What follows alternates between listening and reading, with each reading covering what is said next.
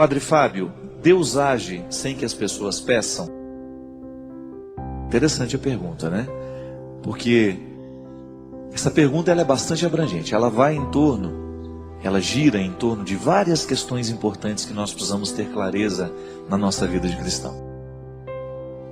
Você que é pai pode me ajudar a responder.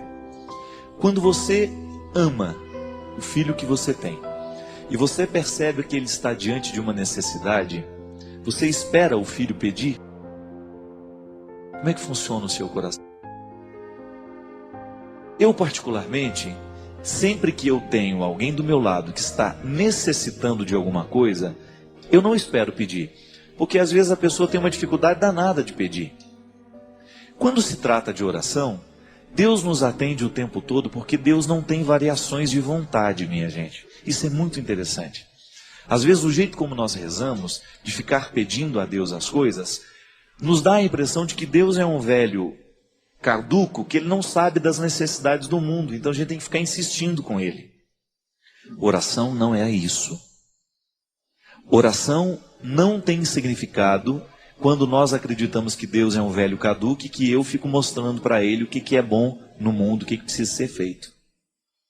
É claro que nós temos o direito de pedir, mas Deus não atende mais, não atende menos quando nós pedimos ou não. O pedido, ele acalenta o coração. Mas o que faz a oração ter eficácia, a resolução, né, digamos assim, a solução do problema que eu apresento para Deus, ela só acontece no momento em que a graça de Deus, que sempre é desejo de que o ser humano seja feliz, se encontra com um ser humano que verdadeiramente quer ser feliz. Pedir a Deus proteção, por exemplo, eu peço a Deus que me proteja todos os dias, mas eu olho para os dois lados da rua antes de atravessá-la. Então, o pedido que eu faço está diretamente unido a uma responsabilidade que eu tenho de olhar para os dois lados, de não expor a minha vida ao risco, de não ficar fazendo nada que seja perigoso contra a minha vida. Agora, o grande problema, meu querido, é quando nós acreditamos que Deus obedece às nossas ordens. Eu particularmente tenho muito, mas muito receio com esse tipo de oração.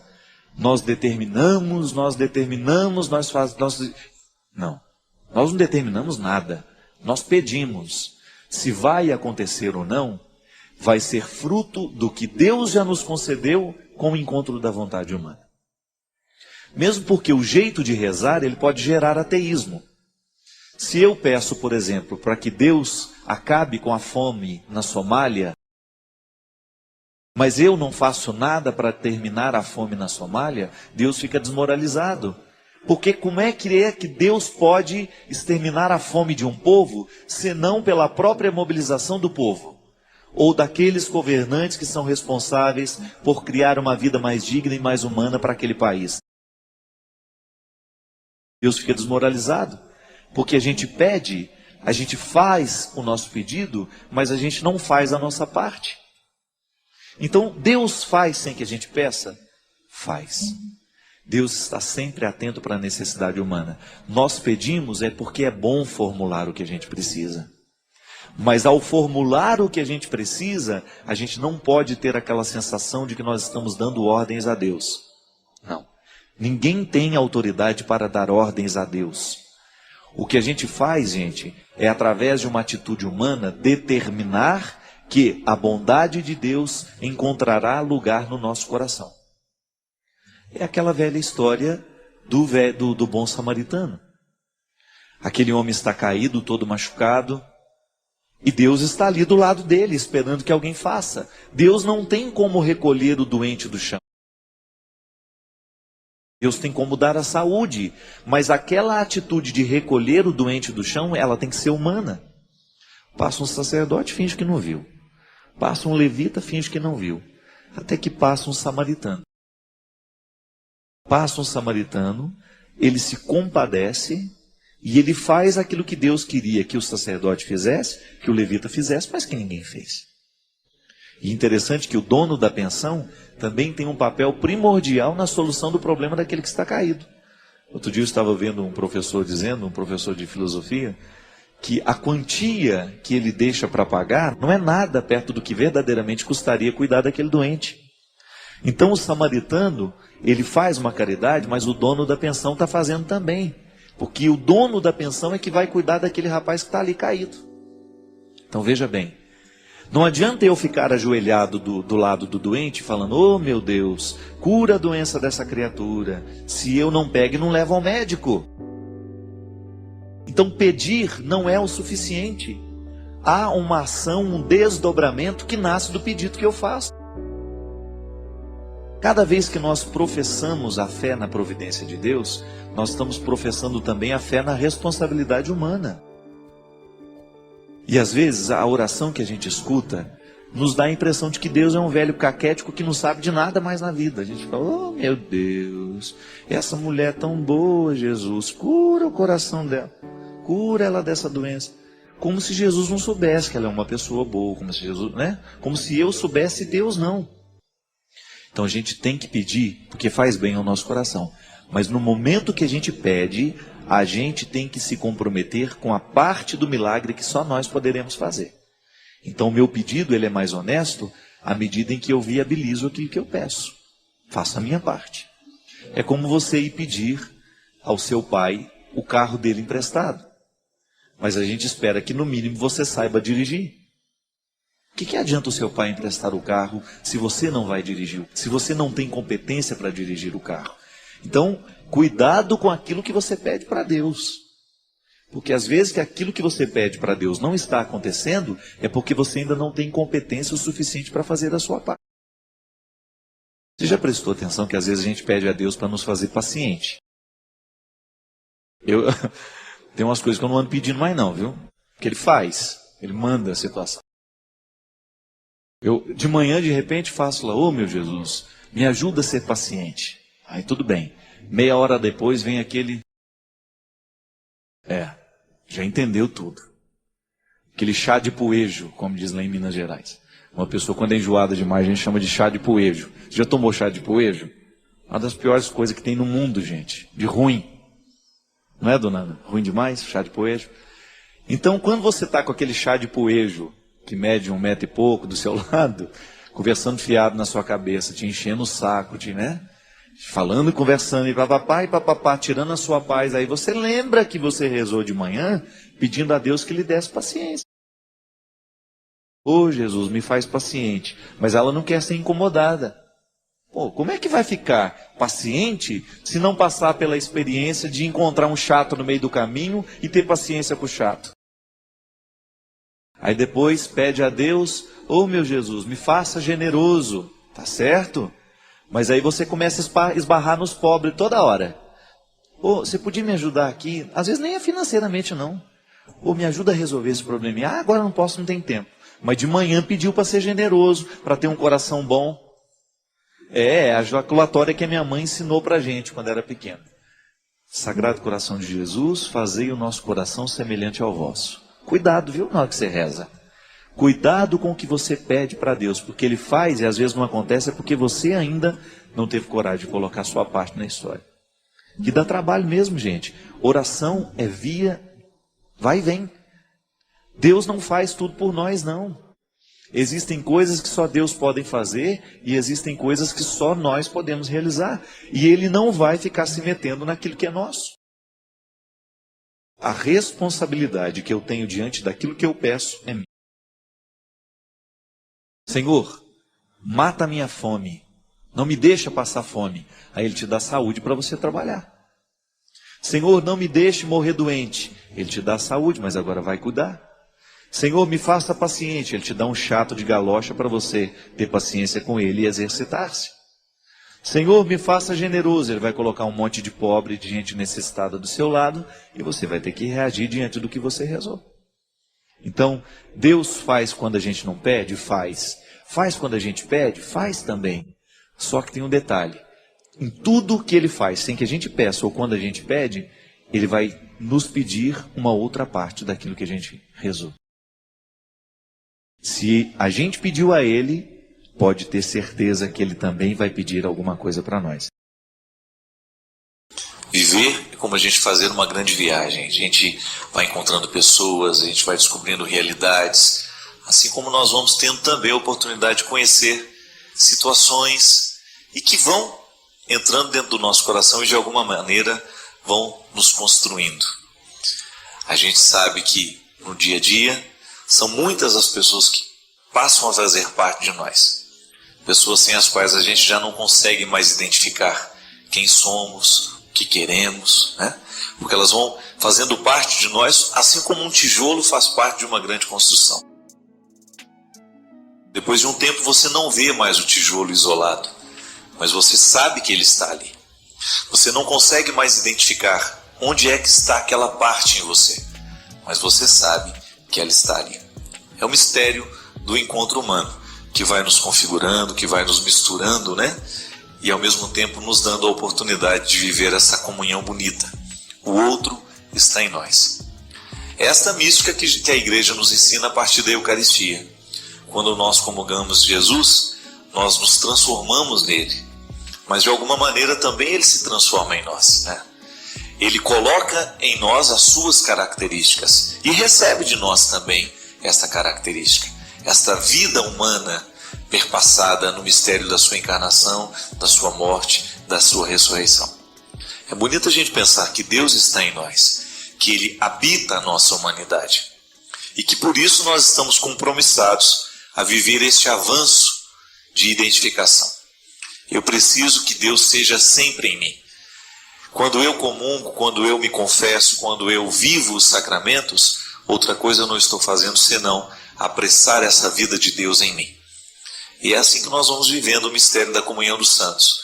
Quando a gente se encontra aqui no programa de direção espiritual, ao partilhar a nossa vida, nós estamos estabelecendo esta comunhão.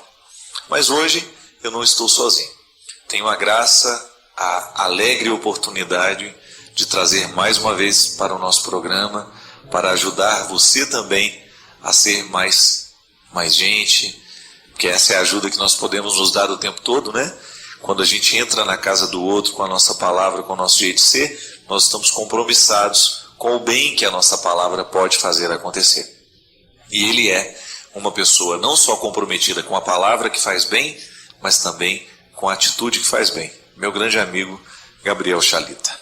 Boa noite, padre. Boa noite, meu querido. Obrigado do convite. Imagina, uma honra. É sempre um prazer. E você sabe que todos os programas que a gente fez aqui, acho que foram 2 ou 3, né? 2. Nós tivemos uma... Você não sabe. Com essa cara de paisagem.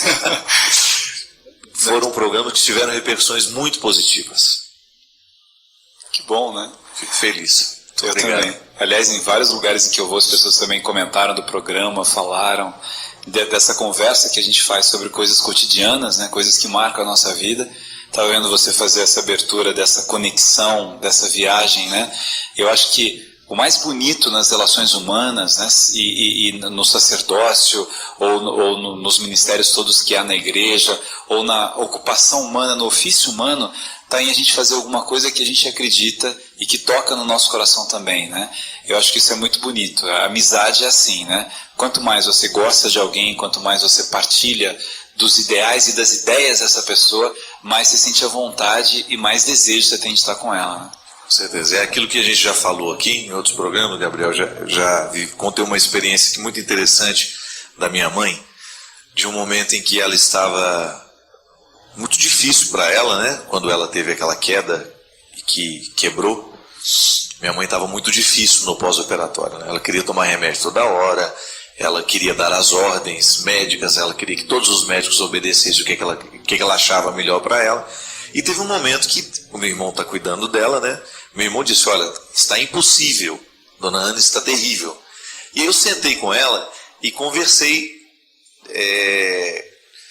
como padre e fiel pela primeira vez, eu acho que foi aquela vez. Foi a primeira vez que eu tive a oportunidade de olhar para minha mãe assim, dona Ana, a senhora agora vai me escutar como padre, né? E disse para ela uma série de realidades que ela precisava ouvir naquele momento, que seriam importantes para ela, aquelas coisas que você estava dizendo, para ajudar a viver aquele momento presente, né? E você não pode imaginar o quanto que ela melhorou depois daquilo. E aí eu contei essa história aqui e falei do quanto que é importante a gente ter alguém que tem uma autoridade afetiva sobre nós, né? Alguém que tem uma palavra que possa ser referencial. O quanto que esta interferência às vezes é positiva, né, Gabriel? E a amizade é assim, né? Um processo onde a gente vai conferindo ao outro uma autoridade sobre nós. Sabe, padre, hoje eu estava dando uma palestra e aí eu estava retomando um tema que eu gosto muito de falar em palestra, que o Montoro falava muito também, que é de um filósofo que você também gosta muito, que é Teilhard de Chardin, quando ele faz uma classificação das pessoas entre os desanimados, os boas-vidas e os entusiastas, né? Então, ele fala que os desanimados são pessoas que acordam desanimadas, que estão sempre de mal com a vida, estão sempre de mau humor, tudo é pesado, né? Tá frio, ela fala, tá frio, eu não gosto do frio, tá calor, eu não gosto do calor, é de dia, eu não gosto de dia, enfim, é o desanimado. Boa vida é aquele que topa tudo e não faz absolutamente nada, né? E o entusiasta, né? Como diz a palavra, que é alguém cheio de Deus, são pessoas que transbordam na sua vida, e por isso tocam na vida das pessoas. Aí eu estava dando essa palestra, né, na hora das perguntas, uma mulher levantou e falou assim, Chalita, você acha que é possível ajudar alguém que está desanimado a passar a ter uma vida de entusiasta, ou alguém que é um boa vida a ser um entusiasta? Quer dizer, na verdade eu estava perguntando o seguinte, é possível transformar as pessoas? Aí eu disse para ela que o processo, na verdade, de estratégia de uma empresa, de uma aula, de uma escola, o esquema até de um programa de televisão, ele a sua estratégia ela é racional, né?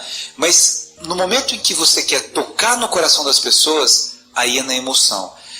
A pessoa ela só muda se ela quiser mudar. Mas você pode ser um grande instrumento de mudança na vida da pessoa.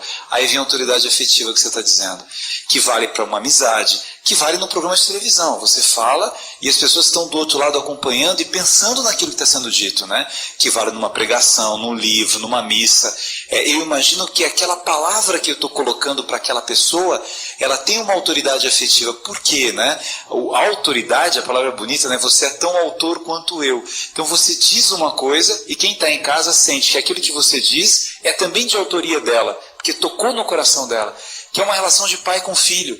Quando o pai ele tem autoridade, não autoritarismo, ele faz com que o filho seja tão autor quanto ele daquela ideia que ele está colocando, ou daquela determinação que ele está fazendo. Mas as transformações humanas são possíveis, né, padre? E mesmo porque essa autoridade é que confere àquela pessoa a capacidade de refletir, né? Às vezes, Gabriel, eu encontro dentro de mim isso, assim, quanta coisa cristalizada, né? Porque se a gente não corrige com o tempo, né?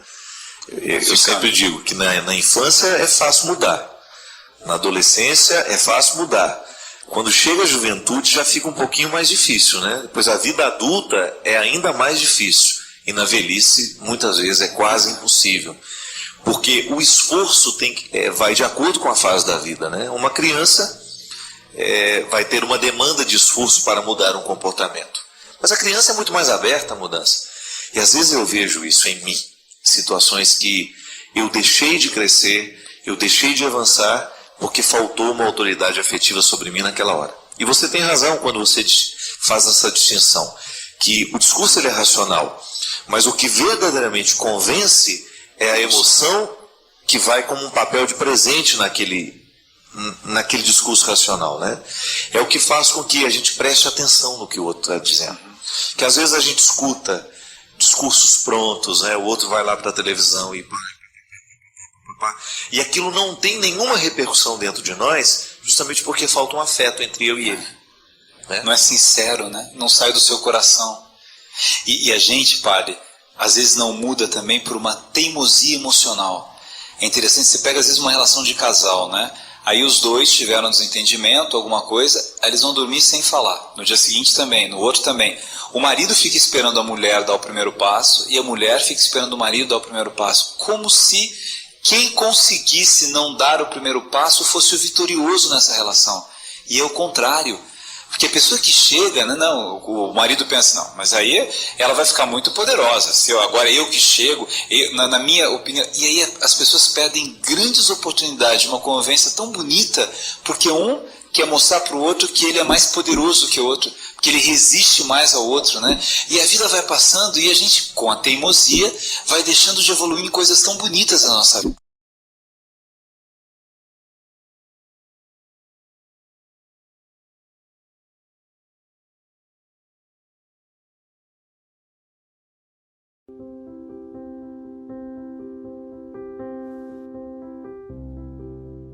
Bebe a água do teu poço e das correntes de tua cisterna. Tudo o que preciso para ser feliz está exatamente onde estou. Parece louco, mas é exatamente assim. Basta cavar. Procurar no universo de dentro, nessa vida interior que me espera a todo segundo por ser ouvida e respeitada, amada e alimentada. O reino de Deus está aqui dentro, no endereço da minha própria casa. Aprendi com um grande amigo que rico é aquele que precisa de muito pouco para ser feliz. É disso que se trata o teu poço. Acho que conheço alguns milionários, alguns sorrisos inesquecíveis, olhares inigualáveis, gente brilhante e única. O reino de Deus está próximo, bem próximo. Você sabe que quando eu abri aqui, eu vou pegar um texto para a gente começar o programa, caiu exatamente nesse. E foi justamente a reflexão que eu tenho feito ao longo dessa semana, de como é necessário a gente descobrir que em nós tudo está condensado. A presença de Deus, a presença dos outros, e que se eu me recusar a viver fora da relação com esse poço que sou, eu me transformo num fantoche, eu me transformo num fantasma, escravo, eu me transformo nos outros, né? Ou viver as expectativas que estão fora. É sempre uma força que às vezes a gente não entende como ela acontece e como ela chega até nós. Mas é incrível quando nós somos olhados, só olhados, amorosamente, nós somos capazes de tanto. Nós chegamos tão mais longe e a gente se desafia muito mais porque o conforto do amor verdadeiro de um irmão, de um olhar amoroso, de um amigo, nos torna muito mais fortes do que a gente imagina. E às vezes a gente não sabe o que pode realmente oferecer a alguém só com esse olhar amoroso. É maravilhoso. Aí eu entendo mesmo a parábola do filho pródigo que está me esperando. Deus me espera com um anel, com a minha roupa me esperando, com sandália me esperando, a festa me esperando, porque tudo aquilo já está em nós antes mesmo que a gente chegue na casa do Pai que me espera. E o que é bonito é que faz aquele menino acreditar que ele nem precisa mais dizer o que ele havia preparado para dizer, é o olhar do pai dele para ele, né? É interessante porque na dinâmica da vida, nem sempre nós somos conscientes disso. Não. Mas é a primeira palavra que nós dizemos quando o outro chega. É o que a gente olha. Né? Exatamente. Como a gente olha para o outro. Eu me sinto bem-vindo ou não é com a palavra que o outro me diz, é com o olhar que ele me oferece. Exatamente. E a gente se revela no olhar, a gente conta tudo que não quer contar. A gente diz realmente tudo que às vezes quer esconder, mas realmente é a janela da alma. E faz tanta diferença quando eu me sinto amada em um lugar, eu me sinto, e sou mesmo, mais competente, mais bem-sucedida, mais eficaz, mais amorosa e também mais paciente, também mais tolerante comigo mesma. Porque às vezes a gente não tem tanta força para se respeitar, para dizer não, para dar os limites. Porque no fundo a gente tem medo de ficar sozinho, medo de ser abandonado, medo de sentir a solidão apertando por dentro. E acho que a proximidade, né, o espaço que a gente dá para Deus para que Ele seja próximo, deixa a gente mais forte. É verdade. Bem mais forte. Aí. E naturalmente a gente vai sendo amado, né? Você vai se dando conta de que pode ser muito mais livre do que estava sendo. Que liberdade não é fazer com que todo mundo goste do que você está fazendo, mas que brote uma admiração assim. Nossa, gente, mas fulano é diferente, né? Bem diferente. Esse perfume, né? De alguém amado, de verdade, internamente, que precisa de realmente muito pouco, né? Muito pouco para ser feliz. E há uma perspectiva bonita de ser pensada também, é que o encontro com Deus, o verdadeiro encontro, passa pelo olhar amoroso que eu começo a ter comigo. Eu como padre, às vezes eu encontro pessoas que precisam curar a maneira como elas se olham, elas são muito melhores do que elas imaginam. Mas não conseguem ver. Não. Há pessoas que se interpretam muito piores do que verdadeiramente estão. Eu nunca digo que uma pessoa é ruim. Eu posso estar ruim, mas a minha essência é boa. A essência do humano é boa. Agora, à medida em que nós vamos recebendo os acúmulos, as influências dos outros, os olhares que nem sempre nos amam, né? Porque uma criança ela já é naturalmente vítima dos olhares que não a amam, das palavras que não a respeitam. Aí a gente acaba criando uma indisposição com a gente. E o primeiro gesto da conversão é modificar a maneira como eu me olho. Porque se eu modifico esse olhar que eu me dedico, eu dou a Deus a oportunidade de me mostrar que Ele me ama também.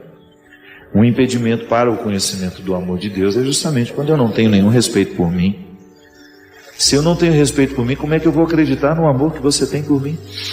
Às vezes a gente acha que esse respeito também só vai ser realmente vivido se eu recebo do outro, né? Eu espero que ele aconteça de fora para dentro, mas realmente ele é de dentro para fora, e muitas vezes de uma relação com Deus demorada, silenciosa, com tempo, e a gente vai criando coragem.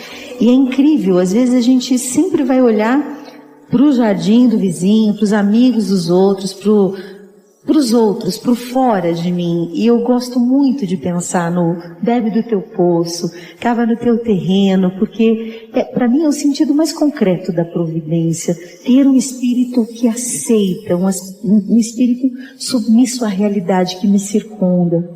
E isso faz com que, acho que a gratidão brota com muito mais facilidade, faz com que ela brote, e eu enxergue muito mais o dedo de Deus na minha vida. Eu acho que a cura para a amargura, né, é a gratidão. E é uma coisa que leva a outra. Um olhar amoroso sobre a gente mesmo e sobre o outro faz com que a gente reconheça que o amor que a gente está dando não é nosso. Não é não. Acho que é um sagrado exercício esse de estar consigo mesmo, e mesmo quando é incômodo, porque às vezes a gente não está aguentando nem a gente mesmo, quer que os outros nos aguentem, né, Fabinho? Temos a menor tolerância com a gente e estamos exigindo isso do outro, né? Não há nada mais cruel de querer que o outro me ofereça o que é minha obrigação oferecer. Mais vale o pouco com justiça do que o muito com iniquidade. Às vezes nosso tudo é pouco aos olhos dos outros. Sigamos mesmo assim. Importa é que sejamos fiéis ao olhar de Deus.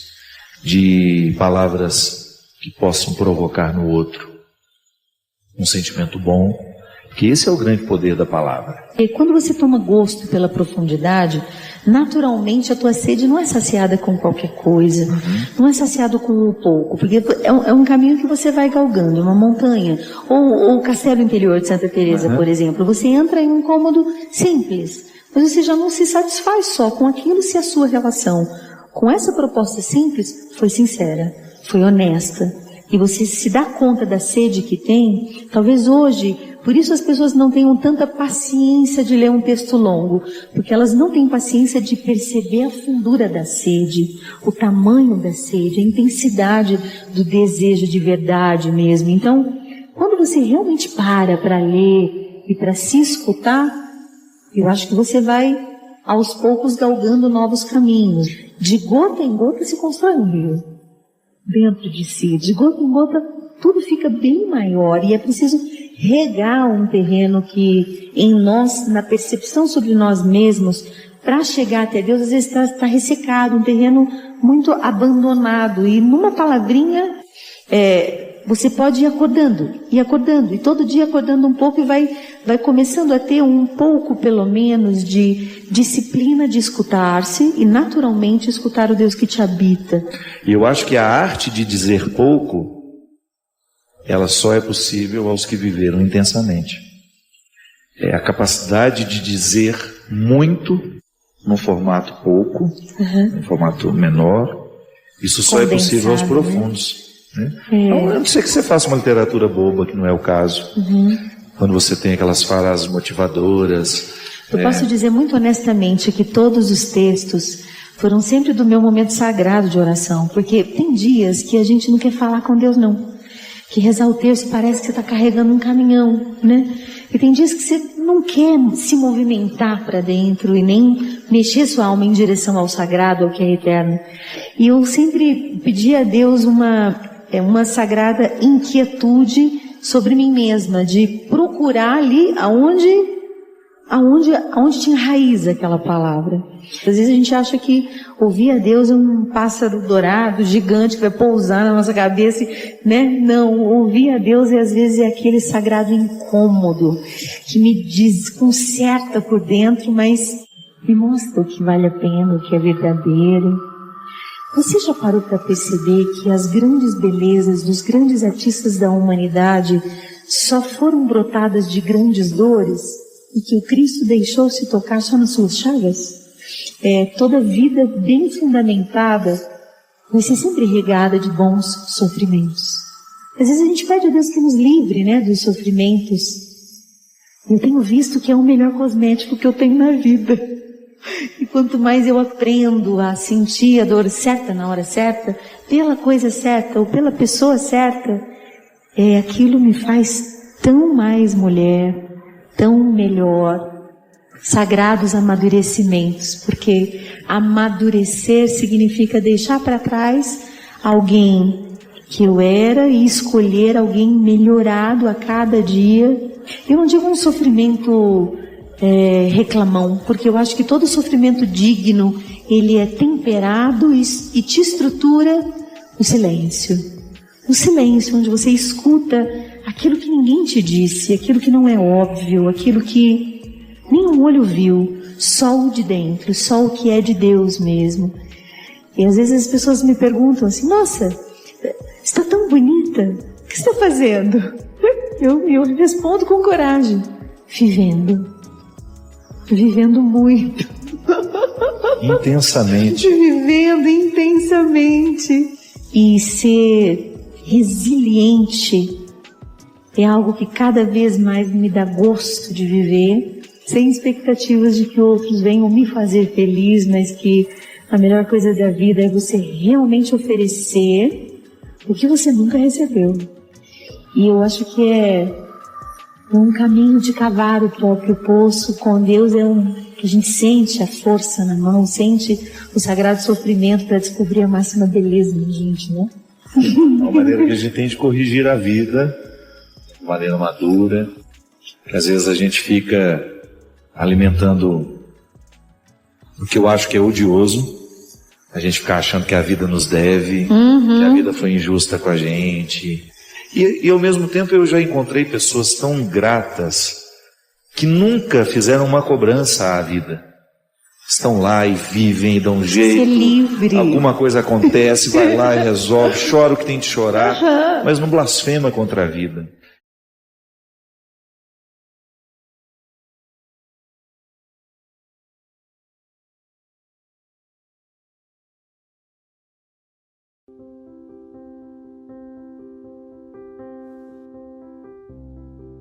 Eu não sei o que hoje você tem como realidade que precisa ser curada. O que eu sei é que todos nós sempre precisamos ser curados. Nem sempre nós somos capazes de lidar com o que a gente viveu e o resultado daquilo que a gente não soube viver nos martiriza no formato de culpa, de remorso, que a culpa paralisa, chupa. Às vezes as muitas traições que nós já vivemos nos fazendo desacreditar do amor hoje. Tantas áreas da nossa vida precisam ser curadas. Precisamos curar a nossa relação com Deus, nossa relação com as pessoas, com a gente. Quantos de nós aqui hoje precisam da bênção da reconciliação, do amor próprio? Voltar a acreditar que Deus acredita na gente. Eu sempre digo, é tão fácil a gente professar a fé, eu creio em Deus. Mas é tão difícil a gente dizer, eu creio que Deus crê em mim. que o meu desprezo por mim é tão grande. Eu sou tão incapaz de reconhecer as minhas virtudes. E quando reconheço, eu reconheço de forma tão vaidosa, tão insegura, que a vaidade é uma insegurança. Não. Reconhecer-se assim frágil, pecador, mas extremamente amado por Deus. Assim é você. Em última instância, quando tudo parece difícil, irremediavelmente perdido, eu preciso retirar de dentro de mim essa força que Deus colocou, que Deus insistiu que fosse minha, que às vezes o diabo quer negociar para ser dele. Não. Essa força que Deus colocou em mim, somente Deus vai ter comando sobre ela. E é assim que eu quero. E quando eu precisar ultrapassar os territórios da solidão, da tristeza, da angústia, sim, faço questão de segurar as mãos de quem me ama. Mas eu sei que quem me levará sou eu. E o mais bonito, ao dizer que quem me leva sou eu estou dizendo que quem me leva é Deus. Porque não tem diferença entre o Fábio e Deus. Somos juntos, somos em comunhão, somos eucaristicamente reunidos, da mesma forma como você pode dizer o mesmo. Quando você olha no espelho, você está vendo um rosto único que Deus quis ter no mundo, o seu. Quando você olha no espelho, você está vendo a face de Deus refletida na sua. Porque Ele poderia ter criado 1 milhão de pessoas. E Ele criou, mas Ele fez questão de criar você também. Então, acordar a força divina que nos habita é recordar que todos os dias eu acredito na providência divina, mas eu olho para os dois lados da rua antes de atravessá-la. E por mais que eu acredite que Deus esteja aqui do meu lado, fazendo e refazendo, Ele só pode fazer se eu fizer. Ele só pode andar se eu andar. Porque Ele quis estar em mim. E estando em mim, Ele depende da minha vontade, do meu desejo. Por isso eu preciso fortalecer tanto a minha vontade e o meu desejo, para que eu nunca fique estagnado ao pouco que já achei de mim. Deus pode muito em mim, Deus pode muito em você, mas às vezes a gente vive esquecido disso. Escuto toda hora: Padre, reza por mim, sua oração é mais poderosa. Que minha oração é mais poderosa? Coisa nenhuma. Toma posse da sua força. Você está mais perto de Deus. Sabe nada, inocente. A gente se deprecia demais, não é verdade? Quantas vezes você comparou a sua fé com a dos outros e você se achou um nada? Pelo amor de Deus, Deus caprichou em você, deixou uma capacidade enorme. Porque ainda não acordou, ainda não despertou. Vai morrer assim, sem saber quem Deus fez em você? Não. Toda vez que a batalha vier, prossiga. Toda vez que as dificuldades vierem, prossiga. Esta foi a palavra de Moisés ao povo desesperado, quando estavam todos diante do Mar Vermelho. As cavalarias do faraó correndo ali, chegando já.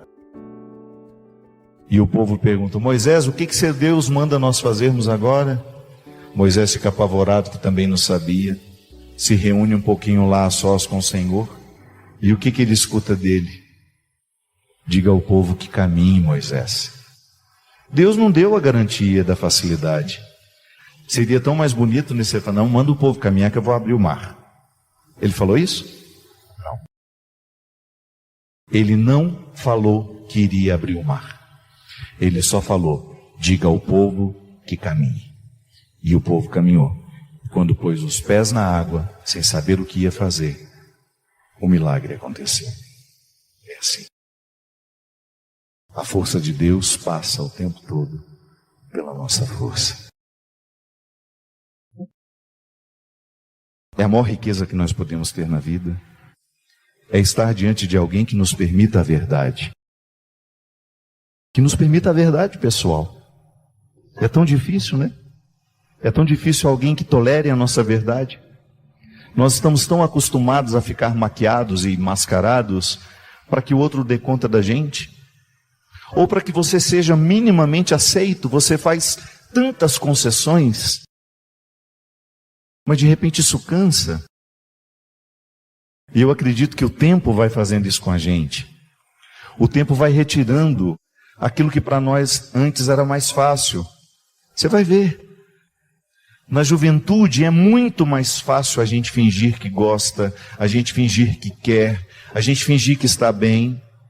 Depois, à medida que o tempo vai passando, eu tenho uma sensação de que a nossa verdade, que está lá no interior do interior do interior, ela vai aflorando, ela vai ficando cada vez mais à flor da pele, e aí você não tem como esconder. Você não tem como esconder. Eu sou isso. E é tão bom quando você, na oportunidade de ser só quem você é, você olha do outro lado da mesa e você percebe que existe reciprocidade. Ah, como é bom. É ao lado deles que nós queremos envelhecer. Só queremos ficar com quem exatamente nos permite ser quem somos. Geralmente a gente senta para comer com alguém e a gente fica conversando com outra pessoa que não está ali na mesa, mandando mensagem. É tão descortês, não é? Você está num médico, ele está o tempo todo mexendo no celular dele enquanto você fala, aí de vez em quando ele fala, pode falar que eu estou ouvindo, viu? Não está ouvindo nada. Ouvir é olhar para mim. Eu quero que você olhe para mim enquanto eu falo. Eu quero ser olhado por você enquanto você fala. Eu quero prestar atenção no que você está me dizendo. Quando seu filho vive diante de você, tente decorar todos os detalhes dele. Quando as pessoas que você ama estão com você, tente viver cada detalhe do que está sendo proposto. Acho que são perguntas que nem é o outro que nos faz, é a gente mesmo. A grande dificuldade de você saber onde é que é justo você gastar o seu sangue, o seu tempo, sua vida, ao lado de quem? Com quem? Com quem dividir esse tempo que nos resta? E depois chega um momento em que a gente tem um marco e a gente chega à conclusão de que a gente tem mais passado do que tem de futuro pela frente. E a maneira mais inteligente é a gente entender o que hoje eu escolho viver, com quem eu escolho viver. Onde é que eu quero estar nos próximos anos? Ao lado de quem? Fazendo o quê? Fazendo o quê e com quem?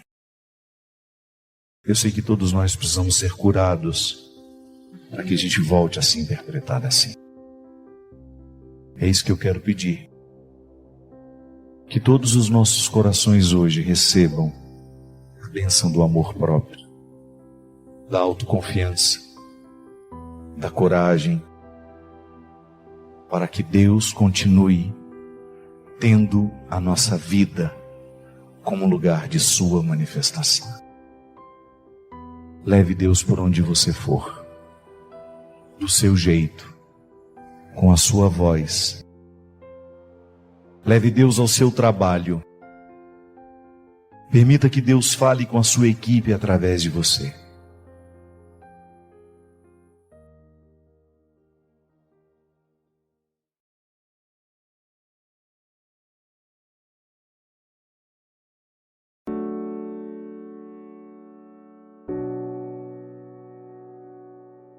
A gente sabe que na nossa vida, o desafio constante de se manter sem desistir é bravo, não é brincadeira. é mais fácil de desistir. Continuar, perseverar, custa caro muitas vezes para nós. E eu sempre digo que o grande perigo na vida é quando a gente não percebe que está desistindo.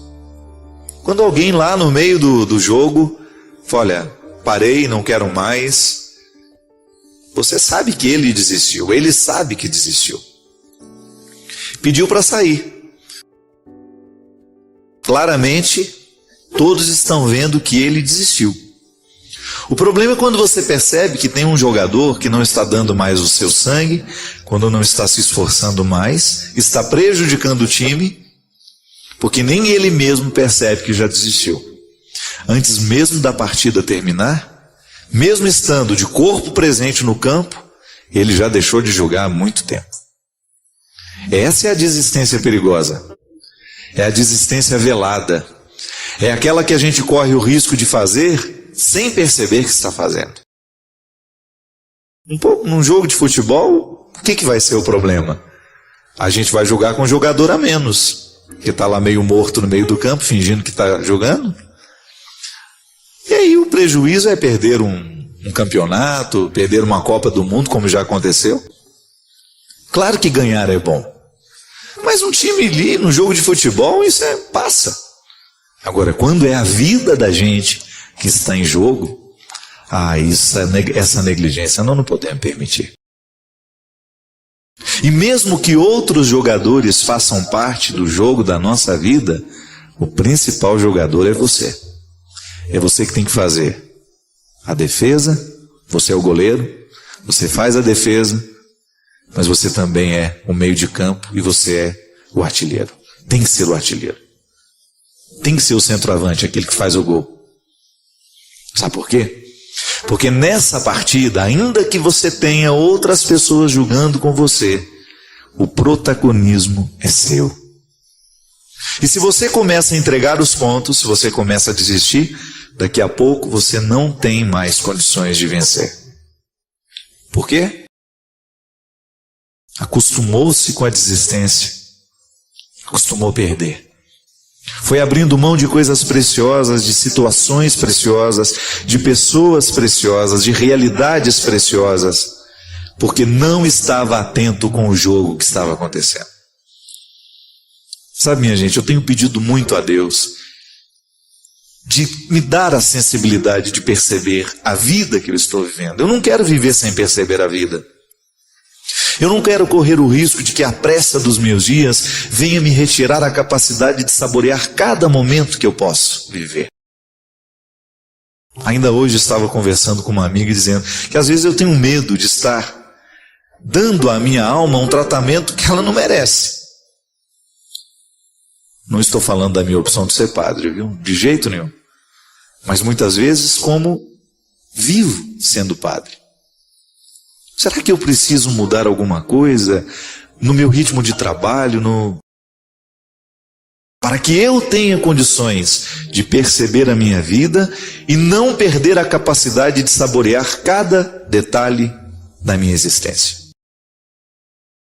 Sei que às vezes a sua vida tem muita coisa acontecendo em torno dela, mas eu tenho medo que você não esteja em tudo isso que está acontecendo em torno dela. E às vezes a gente vai fazendo escolhas, a gente vai julgando de um jeito que a gente não percebe que está perdendo. Aí de repente quando você nota, o déficit já é muito grande, o prejuízo já é muito grande. Aí você olha para trás e diz, aquela velha frase, meu Deus do céu, o que eu fiz da minha vida? Por que eu tratei aquela pessoa daquele jeito? Por que eu não fui mais próximo? Por que eu não trabalhei menos? Ou por que eu não trabalhei mais? Por que eu não me dediquei mais a mim? Aos meus projetos? Por que eu não fui capaz de me amar um pouco mais? E assim, consequentemente, eu ter condições de amar um pouco melhor os que estavam ao meu redor? Por que eu não tive disposição de lidar com aquele defeito tão horroroso que eu tinha e que hoje está muito pior do que naquele tempo da juventude? Por que eu não tive coragem de ser verdadeiro comigo, com as pessoas que estão ao meu redor? Por que eu não olhei de frente para o meu limite, para a minha limitação? Minha gente, mais cedo ou mais tarde, nós vamos nos fazer essa cobrança. Sabe, eu fico pensando que o que Jesus fazia com as pessoas quando ele as encontrava, era justamente despertar nelas as perguntas. Jesus era um homem que inquietava, ele interrogava.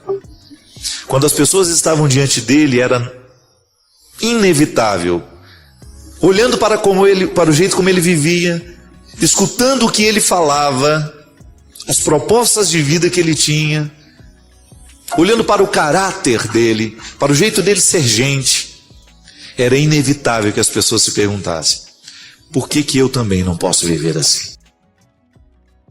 A presença de Jesus inquietava, provocava perguntas. Respondia?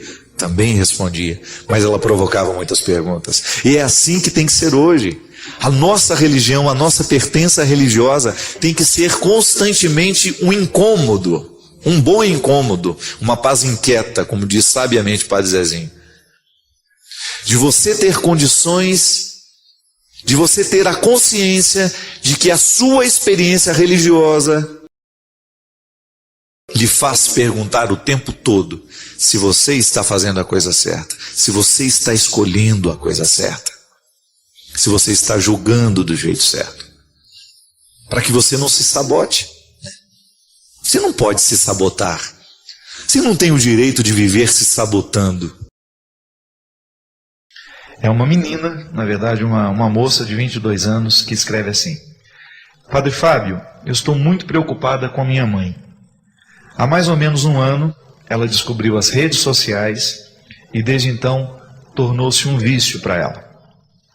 Minha preocupação, padre, não é sem razão. De uns meses para cá, minha mãe colocou uma senha no computador e às vezes ela passa madrugadas inteiras, padre, conectada no chat do Facebook. Isso tem sido causa de brigas frequentes entre ela e meu pai. Ela se defende. Diz que é muito sozinha, que não tem amigos e que os melhores amigos que encontrou na vida são todos virtuais. Eu tenho 22 anos, já estou terminando a minha faculdade, sou filha única, trabalho e fico pouco em casa. Meu pai também está sempre ausente por causa do seu trabalho, que o faz viajar muito, e isso faz com que minha mãe fique muito solitária em casa. Desde que ela descobriu essas redes sociais, isso tornou-se um vício na vida dela. Sinto, padre, que meu pai está muito intolerante com tudo isso. E percebo que já existe uma crise estabelecida no casamento deles. Estou muito preocupada. Tento conversar com ela sobre o assunto, mas ela não me permite e diz que ela é minha mãe e que eu não tenho direito de falar absolutamente nada sobre o comportamento dela. Que ela não se mete na minha vida e que, portanto, eu não devo me meter na vida dela. Minha mãe, padre, tem se comportado como se fosse uma adolescente. Fico envergonhada e não sei o que fazer. Como posso ajudá-la, padre? Eu também, minha gente, fico muito preocupado no papel que essas redes sociais muitas vezes desempenham na nossa vida. Eu sei que é agradável, eu sei que muita gente descobre amigos de verdade, eu sei que as redes sociais, elas diminuem distância, a gente fica próximo de quem a gente admira, a gente fica próximo, a gente faz grupos de amizade. Eu me lembro que da última viagem para a Terra Santa, né, foi uma viagem maravilhosa. Nós ficamos em 220 pessoas, para você ter uma ideia, peregrinando durante 10 dias pela Jordânia e Israel, e nós saímos de lá, vários grupos de amigos mesmo. Aqueles ônibus criaram uma fraternidade tão grande, porque nessas peregrinações a gente fica junto o tempo todo. São 24 horas convivendo, né? E é claro que dali essas pessoas saem motivadas a continuarem. É uma forma de estender aquela viagem para as suas vidas. E ali nós temos lá o Facebook, as comunidades, os viajantes, né? Os peregrinos da Terra Santa. Eu acho bonita a maneira como eles partilham fotos, as alegrias da viagem que ainda duram até hoje. Porque uma viagem para a Terra Santa, ela não termina nunca dentro da gente, sobretudo por causa dos amigos que a gente fez lá. De vez em quando eu vejo os ônibus que eram divididos em ônibus, né? O ônibus vermelho, o ônibus amarelo, o ônibus vermelho se comunicando entre eles para que eles possam se encontrar, para que possam fazer uma confraternização, ou até mesmo combinando novas viagens. Isso é muito saudável. É importante, eu gosto de dizer isso. A gente precisa estar próximo de quem nos faz próximos de Deus. Então, de repente, você descobre que naquele grupo virtual você tem amigos que lhe fazem ser amigo de Jesus. Então, pronto. Isso é um valor. O que a gente não pode permitir é que essa vida virtual venha a abarcar, isto é, tomar conta de toda a nossa vida. A gente não pode esquecer que a gente tem pessoas do nosso lado, né?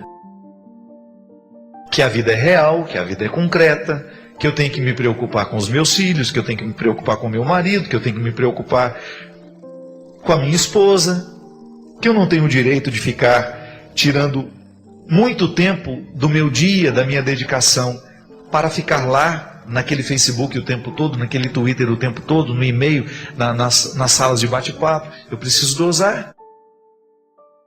E eu fico preocupado como muitas vezes essas redes nos infantilizam mesmo, nos retiram da responsabilidade, melhor dizendo. Não é só infantilizar, é nos fazer esquecer que nós temos responsabilidade. Eu fico me policiando. Quanto tempo eu gasto do meu dia na minha internet? Minha gente, isso aqui é um perigo. Ó. A gente fica. Senta. Como é que é? Peraí, só que eu estou vendo. Tudo é urgente, tudo é importante, né? Já observou que hoje tudo é importante? Parece que alguma coisa mudou. Nós estamos considerando que tudo agora é importante. Eu estou jantando e aí eu paro. Gente, desculpa que esse e-mail aqui eu preciso responder agora. Aí começa. Isso é mentira. Não tenha nada nessa vida que não possa esperar terminar um jantar que você está fazendo com seus amigos, com seu esposo, com seus filhos. Você precisa entender que os meios virtuais, e a vida vai ser cada vez assim mais, gente, não tem como voltar atrás. Você precisa entender que essa vida virtual é apenas um complemento, uma parcela. Ela nunca pode ser maior do que a vida real. E vida real, não estou dizendo que a vida virtual não é real. Não estou dizendo que aqueles amigos não são de verdade. Não. Eu só acho que você não tem o direito de colocar na vida virtual mais importância do que os seus relacionamentos, do que as suas urgências. O que realmente é urgente na sua vida? E é muito preocupante isso. Imagina uma menina de 22 anos tentando convencer a mãe de que o comportamento está inadequado. Está vendo como os papéis se invertem?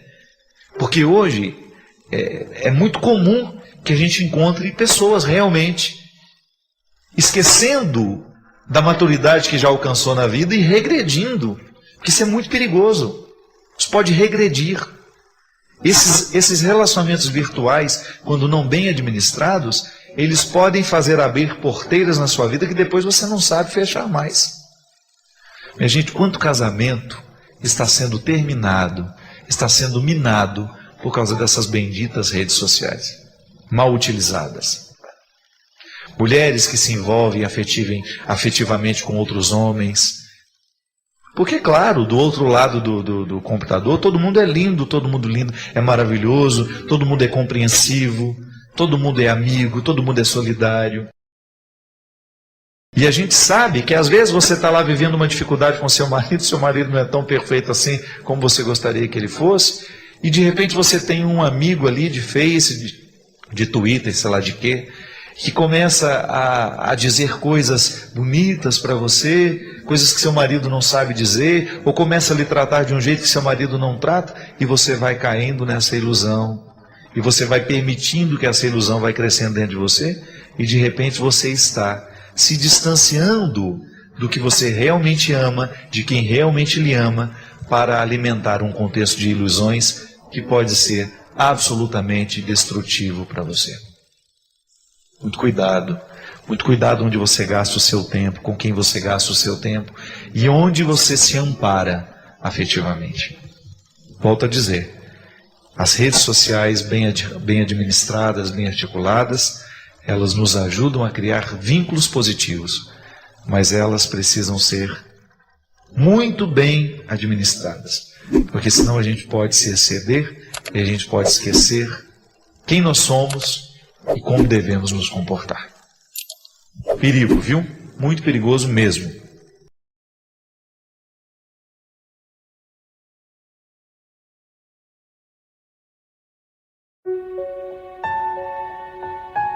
Deixe seu like, inscreva-se e compartilhe para fortalecer o canal. Inscreva seus pedidos de orações nos comentários.